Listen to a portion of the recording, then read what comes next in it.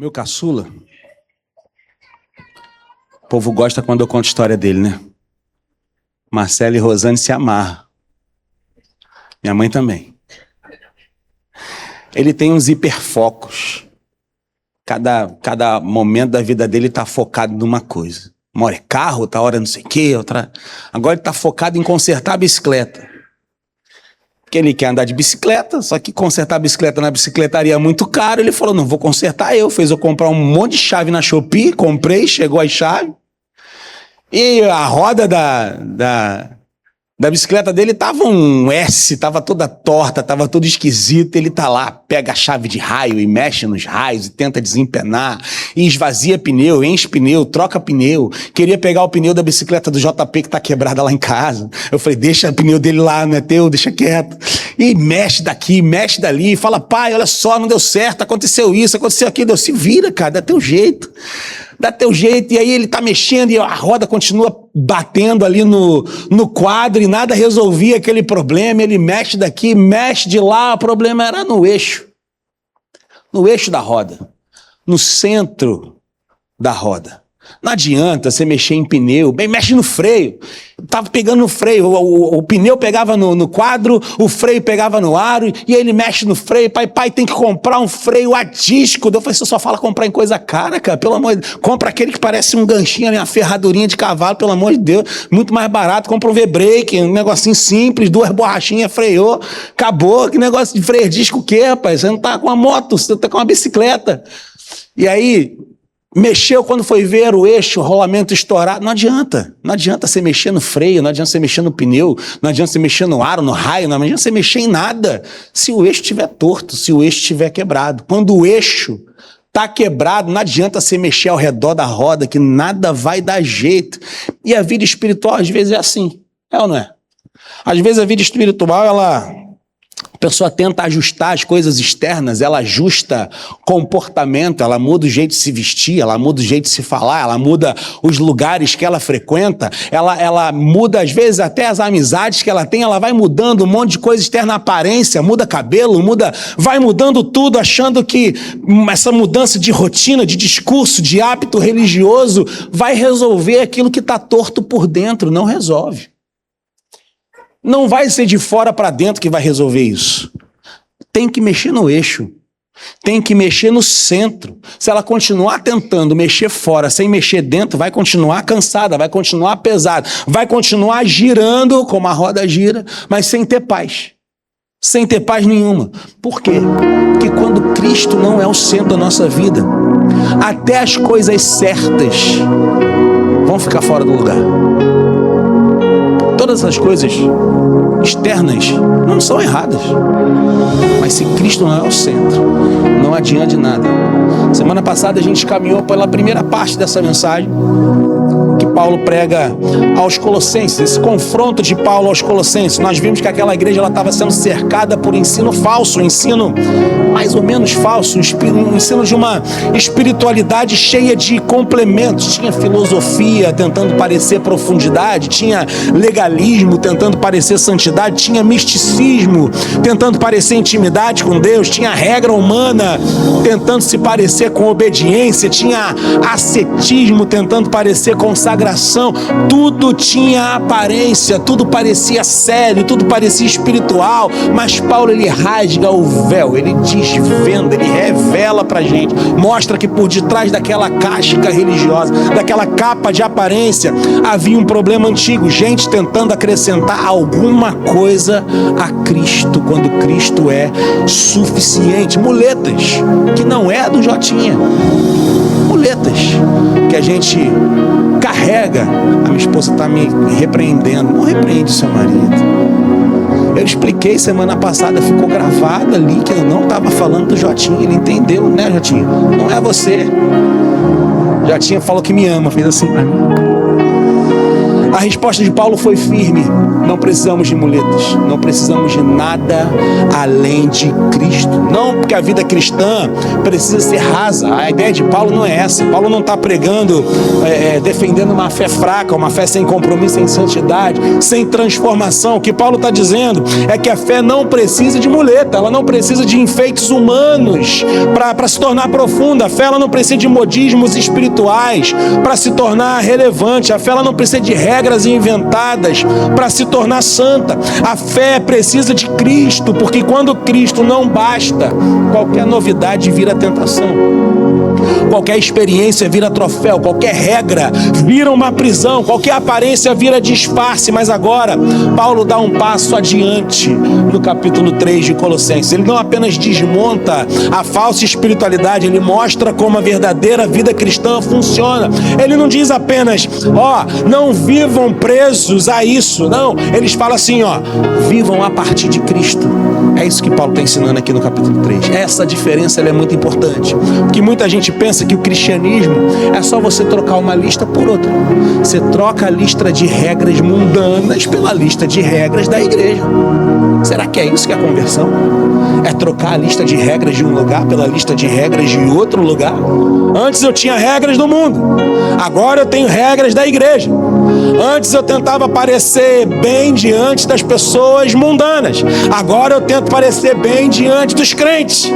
Antes eu vivia preso à aprovação do mundo, agora eu vivo preso a uma aprovação religiosa. Isso não é o evangelho inteiro, é só parte. Isso não é o evangelho por completo. O evangelho não é só uma nova agenda que você assume. Agora, aos domingos, ao invés de você ir para um lugar, agora você vai para outro. Não é isso. Não tem a ver com calendário, sabe? Não é apenas um novo comportamento que você passa a ter. Não é só uma nova estética. Não é apenas parar com algumas coisas e começar outras. O evangelho é morte e ressurreição. Evangelho é isso. Evangelho é morte e ressurreição. Paulo fala no capítulo 3, vocês ressuscitaram com Cristo. Depois ele fala, vocês morreram e agora a sua vida está escondida com Cristo em Deus. Antes de mandar fazer, Paulo lembra quem eles são. Antes de falar de conduta, Paulo fala de união com Cristo. Antes de tratar da roupa nova, Paulo trata o coração, aquilo que está por dentro. E aqui é que está a beleza da mensagem de Paulo, sabe? Provavelmente preso ali, quando estava escrevendo aquela carta, limitado, carregando no corpo as marcas do sofrimento, ele escreve para uma igreja ameaçada por uma fé performática. Ele fala, não procurem o eixo da sua vida, o centro, em outro lugar. A vida de vocês não está escondida nas regras, a vida de vocês não está escondida nas experiências, a vida de vocês não está escondida na aparência de espiritualidade. A vida de vocês está escondida com Cristo em Deus. O tema da mensagem de hoje é muito clichê e muito necessário para hoje. Cristo no centro. Cristo no centro. Simples, né? Até meio bobo. Cristo no centro é o tema da mensagem de hoje, porque quando Cristo é o centro, a vida para de girar em torno do medo, da culpa, da aparência, do desempenho. Quando Cristo é o centro, a santidade, ela deixa de ser só uma maquiagem religiosa e se torna fruto de uma vida ressuscitada. Quando Cristo é o centro, nós não tentamos impressionar a Deus com a nossa performance, nós estamos aprendendo a viver a partir daquilo que Deus já fez em nós. Essa é a diferença. Abra sua Bíblia em Colossenses capítulo 3, de 1 a 17. Enquanto nós expomos esse texto, guarde essa frase no seu coração. Quando Cristo é o centro, a vida encontra o seu lugar. Colossenses 3, de 1 a 17. A gente vai lendo aos poucos, conforme a gente for desenvolvendo os pontos, ok? Vocês sabem acender o Brute? O povo lê? Quem está na iluminação, ele lê? É Felipe? É o fantasma? É o 7 e o 8 que acende o Brute. O 7 e o 8. Eu estou manjando muito de iluminação, não sou bravo. O 7 e o 8. Aí você abaixa os dois primeiros e levanta. Ah, o Marquinhos tá aí? Meu filho tá aí? Rapaz, tu veio pro culto, cara. Tá virando crente mesmo. Acende o prútil pro povo ler a Bíblia. Isso, ó. Não era o 7 e 8? Sabia. Versículos de 1 a 4. Portanto, já que vocês ressuscitaram com Cristo, dediquem-se às coisas que são do alto, onde Cristo está assentado à direita de Deus. Pensem nas coisas do alto, não nas coisas da terra, pois vocês morreram e a vida de vocês está escondida em Cristo, com Cristo em Deus. Quando Cristo, que é a vida de vocês, se manifestar, então vocês também serão manifestos com Ele em glória. Paulo começa dizendo assim: portanto, já que vocês ressuscitaram com Cristo, procurem as coisas que são do alto, onde Cristo está sentado à direita de Deus. Esse portanto carrega tudo que vem antes. Esse portanto no início da frase aqui vem carregando tudo que veio antes do portanto. Paulo ele acabou de mostrar que a igreja não deveria se prender a algumas regras humanas, filosofias vazias, experiências místicas, espiritualidade de aparência. Agora ele mostra o caminho positivo disso tudo. A resposta para uma fé sem ser o centro não é inventar uma religião mais pesada. A resposta é levantar os olhos para Cristo. Ele está no alto, ele está à direita do Pai. Olha a ordem. Paulo ele não fala assim: olha, procurem as coisas do alto para quem sabe um dia vocês ressuscitarem com Cristo. Não foi isso que ele disse. Às vezes parece que a gente vive meio assim. Ele não falou procure as coisas do alto para quem sabe vocês não ressuscitam com Cristo. Então, procure as coisas do alto e vocês ressuscitarão com Cristo. Paulo não disse isso, o caminho é inverso. O caminho é, já que vocês ressuscitaram com Cristo. Lembra? Já falei várias vezes sobre isso aqui. A ideia do já e ainda não. Eu já ressuscitei com Cristo porque o velho homem morreu. Vamos falar sobre isso no sábado, no batismo na praia. Quando a gente se batiza, o velho homem morre e nasce uma nova criatura. As velhas coisas já passaram, eis que tudo se fez novo. Então, já ressuscitamos com Cristo em Deus. E iremos ressuscitar naquele grande dia também. É já, mas ainda não, porque ainda falta Jesus voltar e a gente ressuscitar também. Vocês já ressuscitaram com Cristo. E já que vocês ressuscitaram com Cristo, procure as coisas do alto. Tem como você ressuscitar com Cristo e não buscar as coisas do alto? Já que vocês ressuscitaram com Cristo, procure as coisas do alto. Primeiro vem a graça, depois vem a busca. Primeiro vem a união com Cristo, depois vem nova direção de vida. A vida cristã, ela não começa com uma escada onde o homem vai subindo degrau em degrau até ele conseguir se encontrar com Cristo. Não é isso o evangelho. A Bíblia é clara, é Deus. A vida cristã, ela começa com Cristo descendo até nós, morrendo. O verbo se fez carne e habitou entre nós. Cristo veio até nós, ele morreu numa cruz por nós, ele ressuscitou por nós e nos unindo a ele pela fé para obedecer ao Pai, para glorificar o nome dele. Isso era libertador para aquela igreja ali dos Colossenses, porque eles estavam sendo pressionados por uma espiritualidade que dizia: olha, Cristo não é suficiente, Cristo é muito bom, é muito legal, mas vocês precisam de mais alguma coisa, vocês precisam de mais algumas regras, vocês precisam de experiência, vocês precisam de mais ritual, vocês precisam de restrição, vocês precisam fazer um tipo de jejum específico, uma dieta, vocês não podem comer certos alimentos, não, vocês precisam destravar um segredo que vai elevar você a um nível de adoração a anjos. Você precisa estar nesse patamar aqui, só Cristo te deixa nesse patamar aqui. Você precisa de um patamar mais alto. Era isso que estava sendo ensinado aos Colossenses, e Paulo fala para eles: olha, vocês não precisam disso, vocês não precisam de nada além de Cristo, e no seu viver o centro precisa ser Cristo e não outras coisas.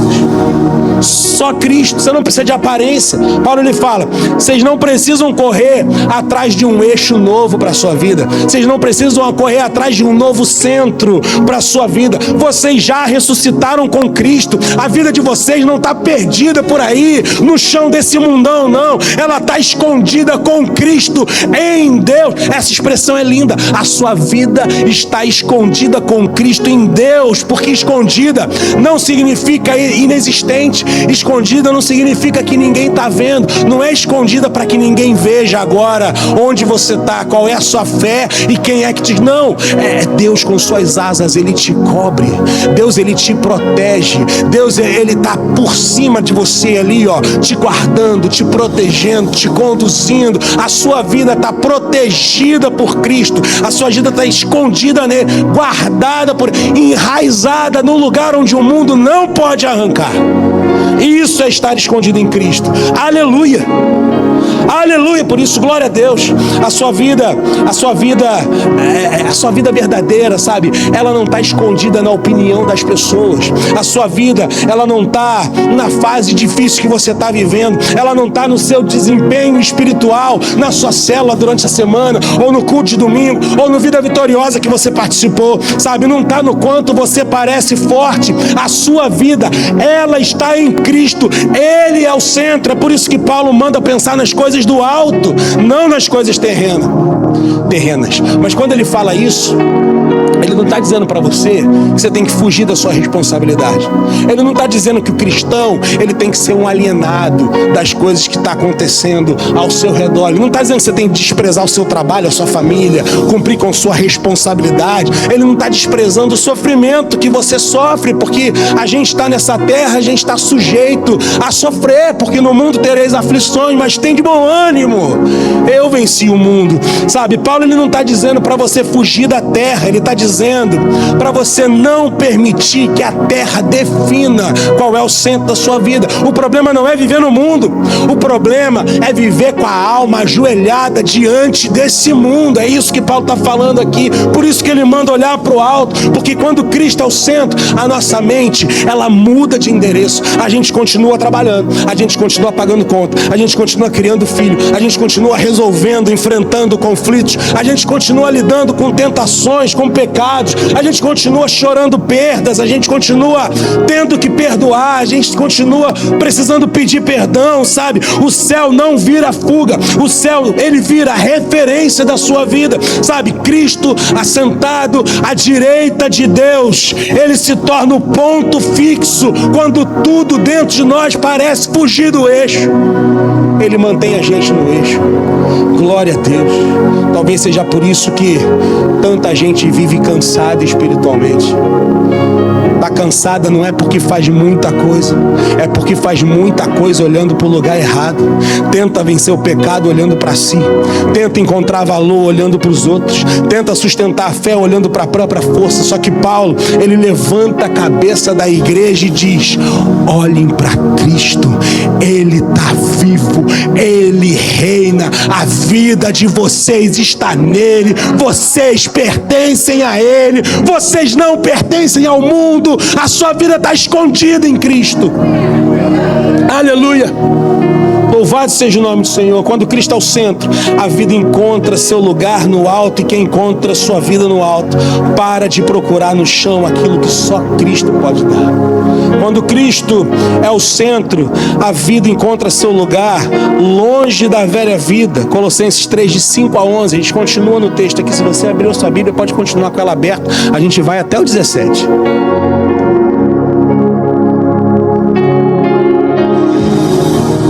Bora, menor, cadê o Brute? O povo quer ler a Bíblia, cara. Você tá ouvindo o áudio de quem aí, cara? A transmissão deu ruim? Tu fala isso ao vivo pra todo mundo ouvir? Colossenses 3, de 5 a 11. Portanto, façam morrer tudo que pertence à natureza terrena de vocês: imoralidade sexual, impureza, paixão, desejos maus, cobiças, que é idolatria.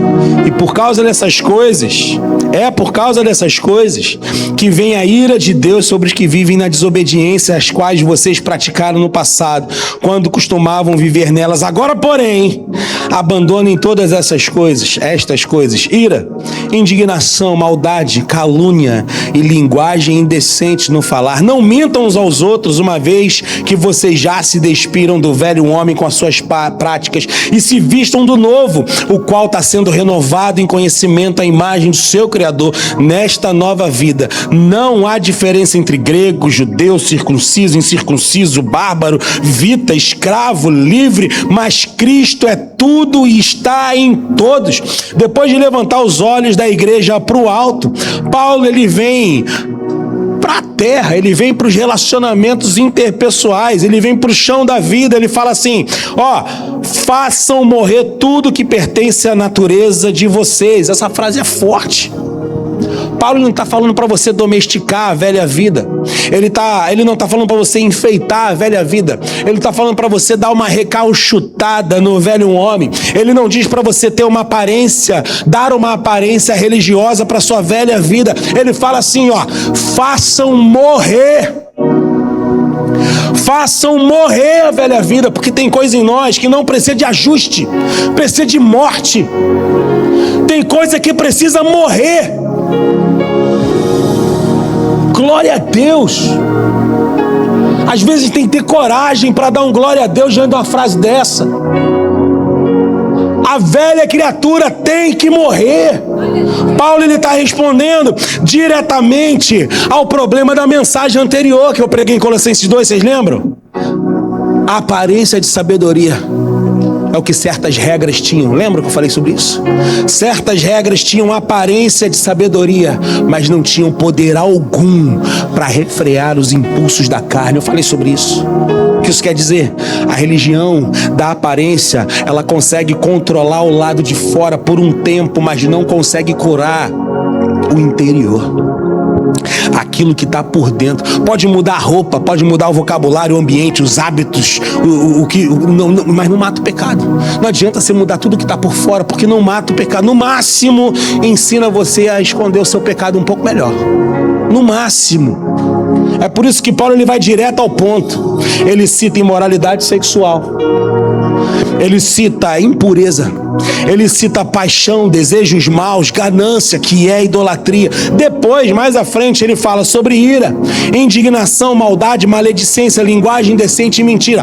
Paulo aqui, ele abre dois armários aqui na fé cristã. Duas portas de armário. De um lado da porta do armário, ele mostra os pecados dos desejos desordenados. No segundo, ele mostra os pecados dos relacionamentos quebrados. Porque o pecado ele não destrói só o corpo. O pecado ele destrói a mesa.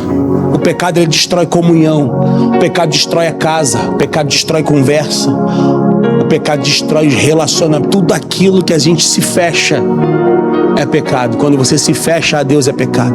Quando você se fecha ao outro é pecado. Quando você se fecha a si mesmo, isso é pecado também. Repara como isso é atual. Tem gente que pensa que a espiritualidade é só você vencer aquelas tentações secretas que você tem, mas continua ferindo pessoas com palavras, continua sendo grosseiro, continua falando duro com as pessoas. Tem gente que se orgulha de não cometer certos pecados visíveis, mas alimenta a ira, alimenta a mentira, alimenta a maldade. Tem gente que parece muito santa no comportamento, mas é cruel no trato. Paulo não deixa a gente escolher qual é a parte que a gente quer que seja tratada. Ele não deixa a gente escolher qual é o tipo de vida que a gente quer abandonar. Ele pega tudo e coloca na cruz. Pecado escondido, pecado falado, desejo sujo, língua suja, idolatria do prazer, violência nas palavras. É tudo tem que morrer. A imagem que Paulo usa é de tirar uma roupa velha. Ele fala, vocês se despiram do velho homem com suas práticas. A velha vida, ela é como uma roupa suja, uma roupa marcada pelo cheiro daquilo que um dia nós fomos, uma roupa que já não combina com aqueles que deveriam exalar o bom perfume de Cristo. Não sei se vocês já fizeram esse teste. Pega uma roupa sua, borrifa um perfume. Sabe esses perfumes? Outro hiperfoco do meu caçula é perfume. Agora eu falei, esse não rola, filho, porque perfume é caro.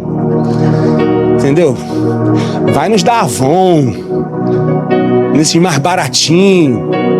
Ah, pai, tem uns contratipos. É isso, vai no contratipo, é isso mesmo. Então pega eau de parfum. Falei certo, filho? Falei?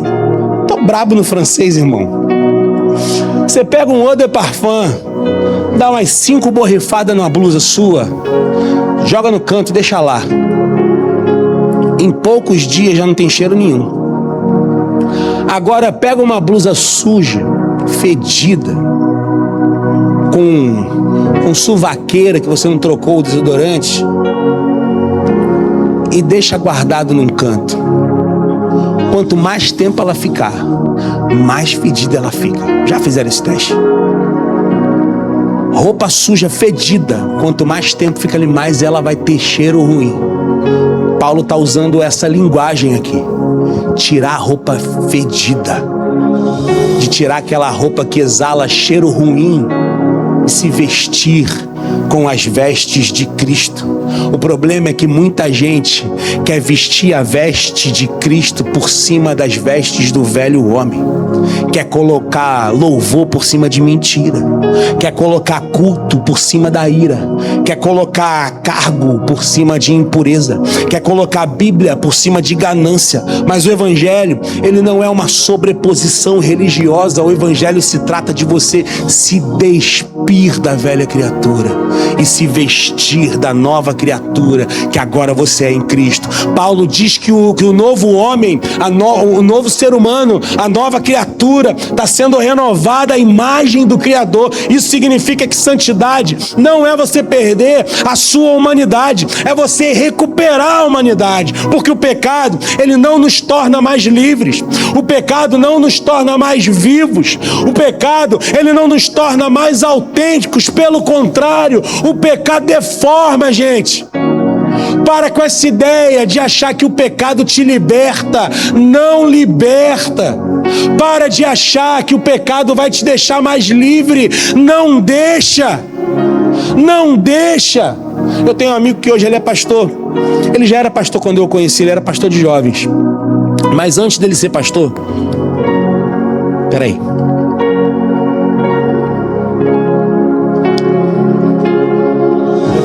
Antes dele ser pastor, Felipe e Crisna me ensinaram a botar a caneca de ladinho assim, ó, que aí aparece o nome da atitude.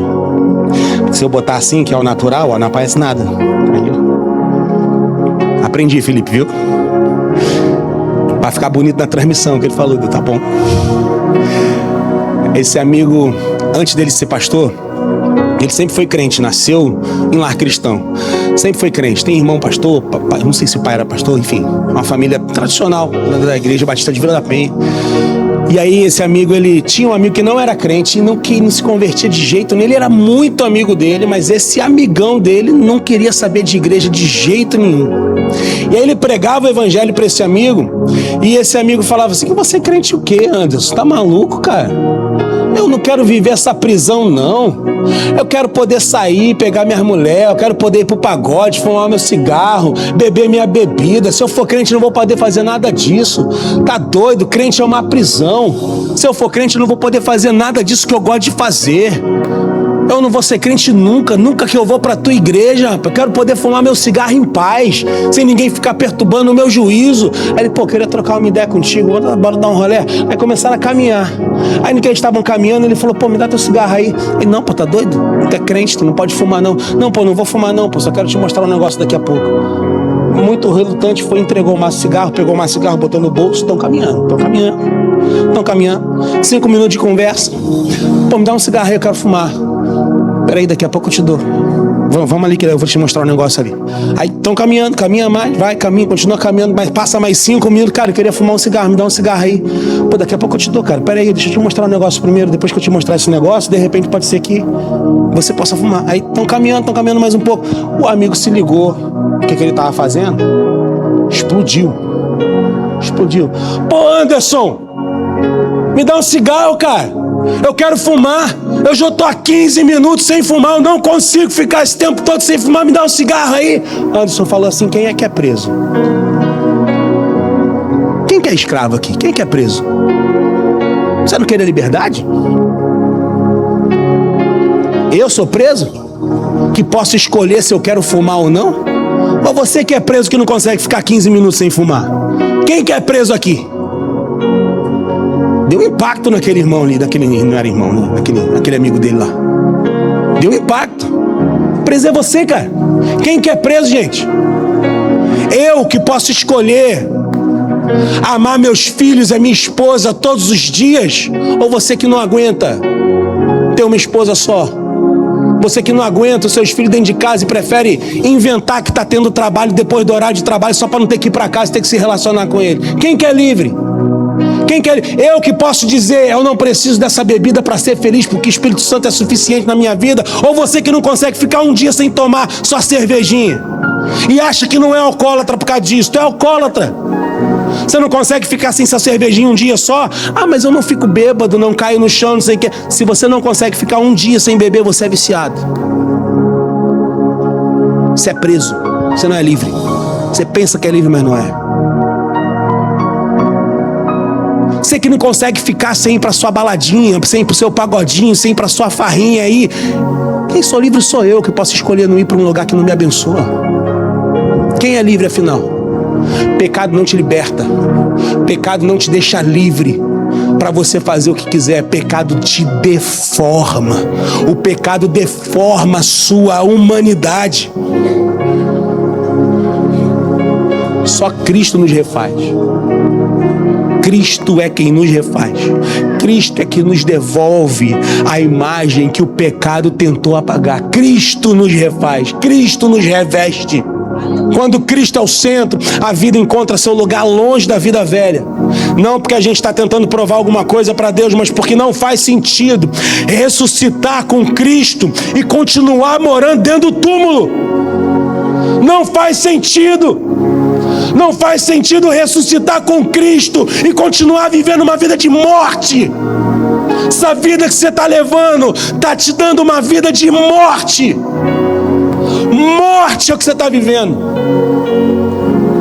Se você ressuscitou com Cristo, não fica nesse túmulo que você está vivendo, não. Em nome de Jesus. Quando Cristo é o centro, a vida encontra seu lugar vestida de amor. Quando Cristo é o centro, a vida encontra o seu lugar vestida de amor. Versículo 12 ao 14. Diz assim a palavra de Deus: portanto, como escolhidos de Deus, portanto, preste atenção, como escolhidos de Deus, santos e amados, vistam-se de profunda compaixão, bondade, humildade, mansidão e paciência. Suportem uns aos outros e perdoem as queixas que tiveram uns contra os outros. Agora presta muita atenção, Elba, você gosta dessa? Você gosta, ó, presta atenção. Perdoem como o Senhor os perdoou. Isso dá uma confusão na cela, não dá, Elba? Dá uma confusão. Né, Rogério? Cadê Rogério? Dá uma treta, não dá, Rogério, esse negócio? Rapaz, a célula vira um alvoroço quando a gente fala sobre isso. É o texto bíblico que está dizendo. O texto bíblico está dizendo: perdoem como o Senhor perdoou. Vocês acompanharam aí o texto? Quem acompanhou? Levanta a mão, lendo. Tá dizendo isso mesmo?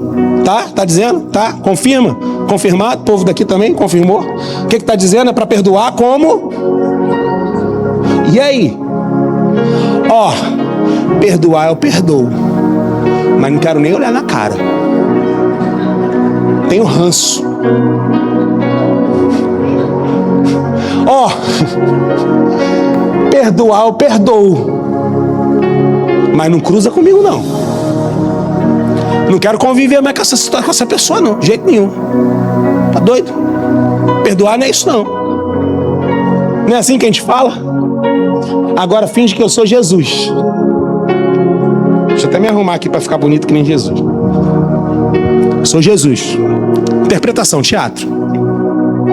Filhos, eu perdoo vocês. Mas ó, quero vocês lá no céu, não. Na minha casa, o que você fez comigo, tem como não. Ó, ora só uma vez por semana. Quero aturar sua voz todo dia, não. Eu te perdoo, mas fala pouco. Só a sua voz já me dá enjoo. Vocês imaginam Jesus perdoando desse jeito? E o texto está dizendo para a gente perdoar como... Difícil repetir, né? Depois dessa. É para perdoar como o Senhor perdoou. Eu estou dizendo isso, Arthur, boa. Eu estou dizendo que uma mulher que foi espancada pelo marido tem que perdoar e continuar com ele dentro de casa? Não estou dizendo isso não. Paulo também não está dizendo isso não. Mas você precisa perdoar e ter certo nível de convivência. É pai dos teus filhos, se tiver filho. Tem que poder cruzar na rua e poder aquilo não fazer com que você queira matar a pessoa. Senão não é perdão. Agora eu vou aliviar um pouco a barra, porque ficou pesado, né? O clima pesou agora, até os glória a Deus sumiu. Vou aliviar um pouco a barra. Tá mandando a gente perdoar como o Senhor perdoou. Só que a Bíblia também manda a gente amar como o Senhor amou. A gente consegue amar como o Senhor amou? Não consegue. A gente tenta. A gente se esforça para isso. A gente não consegue. Agora um papo mais teológico. A teologia fala que Deus tem atributos. E alguns desses atributos são comunicáveis e alguns são incomunicáveis. Incomunicáveis é o quê? É aquele que não se comunica com o ser humano. O ser humano não tem como ter aquele atributo também. Por exemplo, ele é onipotente. Tem como a gente ser onipotente? Nem um pouquinho onipotente? Nem um pouquinho. Tem como a gente ser onisciente? Nem um pouquinho. Onipresente tem como ser? Não tem como, impossível. Agora, outro atributo dele é Deus é amor. A gente ama? Ama. A gente ama como Deus ama? Não ama. Então, a gente tem que perdoar como o Senhor perdoou, mas a gente nunca vai chegar nesse nível de plenitude de perdoar como o Senhor perdoou, de amar como o Senhor amou, sem querer nada em troca. Difícil, só a mãe faz um negócio desse. Só a mãe consegue chegar perto do amor de Deus. E cachorro também ama, tipo Deus. Você pode maltratar cachorro que for. Tu tá igual a Edilane, né? Eu contratei mais uma. Cachorro, você maltrata ele, você chamou o nome dele, ele abana o rabo pra você. Feliz da vida. Depois de dizer que precisa morrer, Paulo fala que a gente precisa nascer. Depois de mandar despir, eu terminei o texto? Nem terminei o texto. Aí tem o versículo 14 que eu não li. Sobre todas essas coisas, porém, vistam-se do amor, que é o elo perfeito. Depois de dizer que precisa morrer, Paulo fala que a gente precisa nascer. Depois de mandar a gente despir do velho homem, ele manda vestir a nova vida. E a linguagem dele é muito bonita. Portanto, como povo escolhido de Deus, santo, amado, revistam-se de profunda compaixão, bondade, humildade, mansidão e paciência. Paulo ele não começa dizendo apenas aquilo que a gente deve vestir. Ele começa lembrando quem nós somos. Isso é muito importante. Muito importante. Antes da vestimenta, ele te dá identidade. Escolhidos, santos, amados. Antes da roupa nova, vem identidade nova. Isso é fundamental, porque tem muita gente que tenta vestir virtude cristã para ser aceita por Deus. Tenta ser mais paciente para merecer amor. Tenta ser mais humilde para provar valor. Tenta ser bondosa para compensar a culpa. Só que Paulo ele inverte essa lógica. Ele diz, não nos vestimos, nós não vestimos o novo homem para sermos escolhidos, santos e amados. Não, nós nos vestimos dessas virtudes porque em Cristo nós já fomos escolhidos, nós já fomos separados, nós já somos amados por Deus. A roupa nova do cristão não é vaidade espiritual, a roupa nova do cristão é a resposta de todo aquele que já foi alcançado pela graça. Compaixão é o coração que aprendeu a sentir a dor do outro, a bondade é a graça descendo para as nossas mãos, humildade é parar de viver como se tudo tivesse que girar ao redor do nosso umbigo. A mansidão é a força ajoelhada diante de Deus. Paciência é o amor respirando fundo antes de desistir de alguém. Então Paulo ele toca num dos lugares mais difíceis da vida cristã. Suportem-se uns aos outros. Aleluia. Suportem-se uns aos outros. Perdoem as queixas que tiverem contra os outros. Perdoem como o Senhor lhes perdoou. Aqui o evangelho ele sai do campo das ideias. Ele entra no lugar onde a gente se senta à mesa, onde a gente conversa no corredor, lidera gente difícil, convive com irmãos imperfeitos e descobre que a igreja, ela não é uma vitrine de gente que está pronta. Igreja é oficina de gente sendo refeita por Cristo, porque o seu amor nos refaz. O amor dele nos desfaz e depois o amor dele nos refaz. Olha, eu dando um spoiler do Vida Vitoriosa aqui. Paulo, ele não romantiza a comunhão, isso é muito importante. Ele sabe que haverá queixas, ele sabe que haverá atritos, ele sabe que pessoas salvas ainda podem ferir e serem feridas. Ele sabe também que o centro da igreja não pode ser uma mágoa, não pode ser o orgulho, não pode ser a disputa da razão. O centro é Cristo, e se Cristo nos perdoou quando a nossa dívida era impagável, como que a gente pode transformar a falha do irmão numa prisão perpétua ou numa sentença de morte? Isso não significa fingir que nada aconteceu, porque perdoar não é sofrer de amnésia também. Perdoar é quando aquela lembrança não nos machuca mais, mas não é fingir que não aconteceu, sabe? Não significa chamar injustiça de maturidade, não é isso. Não significa proteger abuso, falei um pouco sobre isso já, sabe? Engolir manipulação, apagar consequências. Mas significa que quem foi perdoado por Cristo não pode fazer da amargura uma morada. Sabe, o perdão ele não nega a ferida, mas ele impede que a ferida se torne senhor, senhora da sua alma. A ferida não pode ser o eixo, o centro da sua vida. Paulo ele fecha dizendo: acima de tudo, porém, revistam-se do amor, que é o elo perfeito. O amor é o elo perfeito, ele é a peça que está por cima, que encaixa todas as outras coisas, acima de tudo, sabe? Como aquela peça que está amarrando todas as outras, sabe? Sem amor, a compaixão vira pena, a bondade vira obrigação, a humildade vira pose, a mansidade vira fraqueza aparente, a paciência vira um mero teatro, mas com amor, a nova vida ganha forma, cheiro, rosto, voz. Quando Cristo é o centro, a vida encontra seu lugar vestida de amor, e uma igreja de amor não precisa parecer perfeita, ela precisa mostrar no modo como ela trata a gente quebrada, que Cristo ainda costura vidas com a sua graça. Cristo ainda costura vidas com a sua graça. Aleluia! Quando Cristo é o centro, a vida encontra o seu lugar dentro do corpo. Versículo 15 ao 17. Quando Cristo é o centro, a vida encontra lugar dentro do seu corpo. Dentro do corpo.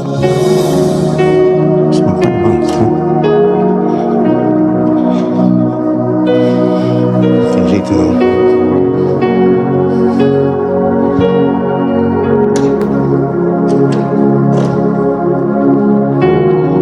Deixa eu balançar.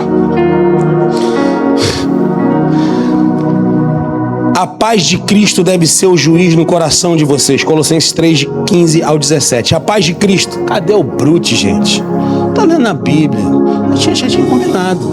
Vou cortar a tua mesada, cara. 15 ao 17. A paz de Cristo deve ser o juiz no coração de vocês, visto que vocês foram chamados para viver em paz, como membros de um só corpo, e sejam agradecidos. Que a palavra de Cristo habite plenamente em vocês. Ensinem e aconselhem uns aos outros com toda a sabedoria. Cantem salmos, hinos e cânticos espirituais a Deus com gratidão no coração. Tudo que fizerem, seja em palavra, seja em ação, façam-no em nome do Senhor Jesus, dando graças a Deus Pai por meio dele.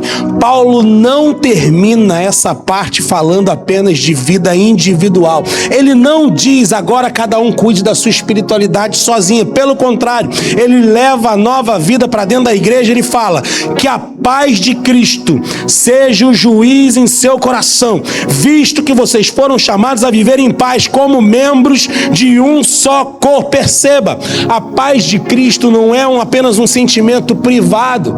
Às vezes a gente usa esse versículo meio de forma errada. Eu já usei isso. Não, a paz de Cristo governa o meu coração, então eu vou fazer isso. Não, A paz de Cristo que reina no meu coração não é para mim individualmente, é para quando eu estou em corpo. É quando eu faço parte de um corpo, quando eu estou agindo dentro do corpo, é que a paz de Cristo reina no meu coração. É isso que esse versículo está falando. Sabe, a paz de Cristo deve governar o coração da gente para a gente viver como um corpo. Isso confronta uma fé muito comum do nosso tempo. Uma fé que quer Cristo, mas não quer corpo. Quer perdão, mas não quer convivência. Quer palavra, mas não quer prestação de conta. Quer culto, mas não quer comunhão. Quer adoração, mas não quer suportar aquele irmão que é difícil. Só que Paulo não conhece esse cristianismo solitário. Para Paulo, ressuscitar com Cristo nos coloca em Cristo e também nos coloca uns para com os outros. Quando Cristo ele é o centro, a paz ela deixa de ser um capricho e se torna governo. A paz de Cristo começa a arbitrar as disputas do coração. Ela pergunta antes da resposta atravessada. Ela pesa antes da decisão impulsiva. Ela interrompe a vontade de ferir. Ela segura a língua quando a alma quer vencer uma briga, uma disputa. Ela nos lembra que nem tudo que eu tenho vontade de falar precisa ser dito. Nem toda razão precisa virar guerra. Nem toda ferida precisa se transformar em distância. Quando Cristo é o centro, a palavra ela deixa de ser visita e passa a morar dentro da casa. Paulo fala: habite ricamente em vocês a palavra de Cristo. Não é a palavra passando de vez em quando, não é a palavra como um enfeite de culto, não é a palavra aberta na sua estante no Salmo 90, 91 para trazer algum tipo de poder místico para sua casa. Não é a palavra como uma frase bonita para você postar no Instagram, seja lá qual é a rede social que você gosta. É a palavra habitando em você. Eita, quase que eu derrubei aqui. Ela entrando nos cômodos da sua casa alma, que eu tô falando aqui, coração, sabe, curando, abrindo a janela, arrumando a mesa, corrigindo pensamentos, curando afetos, ensinando e aconselhando a igreja com toda a sabedoria. Quando Cristo é o centro, o louvor ele deixa de ser apresentação e ele vira transbordamento. O louvor ele tem que transbordar para a igreja. O louvor não é um show, não é uma apresentação, não é um espetáculo. O louvor ele transborda para a igreja. Coisa mais linda que tem é quando eu escuto a voz da igreja mais alta do que os instrumentos. Eu fico apaixonado quando isso acontece. É lindo quando a igreja canta. Paulo ele fala de salmo, de hinos, de cânticos espirituais, cantando a Deus com gratidão no coração. A igreja canta porque foi alcançada, ela canta porque foi perdoada, ela canta porque morreu e ressuscitou com Cristo, sabe? Ela canta porque a vida que estava perdida no chão, agora ela está escondida no alto. O louvor não nasce da performance, o louvor nasce da gratidão a Deus. Quando Cristo é o centro, tudo ganha nome, direção e senhorio. Paulo fala: tudo que fizerem, seja em palavra ou em ação, façam-no em nome do Senhor Jesus. Tudo, é a palavra, é a conversa nos corredores, na cantina, sabe, a conversa em casa, é o modo de liderar, é o jeito de pedir perdão, a forma de tratar quem falhou, a decisão que ninguém vê, sabe quando você faz e que ninguém está olhando, é como você age ali, é a mensagem no WhatsApp que eu estou mandando, a resposta que eu tenho que calar, tudo precisa passar pelo nome de Jesus. Então quando o texto ele começa no alto, olhando para Cristo que está sentado à direita de Deus, e termina no corpo. O texto ele começa no alto, termina no corpo. Começa com Cristo sentado à direita de Deus, e termina com a igreja aprendendo a viver em paz. Começa com vida escondida em Deus, termina em palavra, louvor, gratidão e prática, porque o Cristo que ocupa o céu, ele também tem que ocupar a nossa rotina. O Cristo que reina à direita do Pai, ele quer reinar sobre a sua língua, ele quer reinar sobre a sua mesa, ele quer reinar sobre a sua casa, ele quer reinar sobre a nossa igreja, ele quer reinar sobre o seu coração. Quando Cristo é o centro, a vida encontra o seu lugar dentro do corpo, e quando a vida encontra lugar dentro do corpo, a igreja deixa de ser um ajuntamento de pessoas religiosas e começa a se tornar uma comunidade onde Cristo pode ser visto, ouvido, cantado, obedecido e amado. Aleluia, aleluia. Para finalizar, Paulo ele começa dizendo que a nossa vida está no alto. Depois ele manda a gente matar o que pertence à velha vida. Depois ele manda a gente se vestir de compaixão, de bondade, humildade, mansidão, paciência, amor. Depois ele coloca tudo dentro do corpo, debaixo da paz de Cristo, habitado pela palavra de Cristo, cheio de gratidão em nome de Cristo.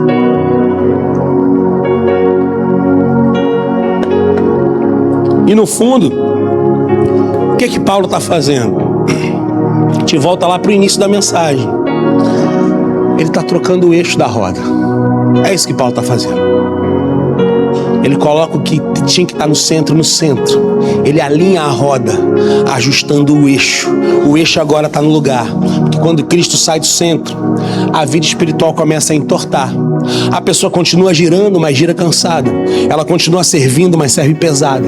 Continua cantando, mas canta seca, sem transbordar nada. Continua falando de Deus, mas com o coração distante. Continua tentando vencer pecado, mas sem olhar para Cristo. Continua tentando amar pessoas, mas sem beber do amor de Cristo. Continua tentando ser igreja, mas sem deixar a paz de Cristo governar o coração. Quando Cristo sai do centro, a santidade vira só aparência. Quando Cristo sai do centro, a comunhão vira tolerância. Quando Cristo sai do centro, o louvor vira rotina. Quando Cristo sai do centro, a palavra vira informação. Quando Cristo sai do centro, até as coisas certas começam a ocupar o lugar errado. Mas quando Cristo volta para o centro,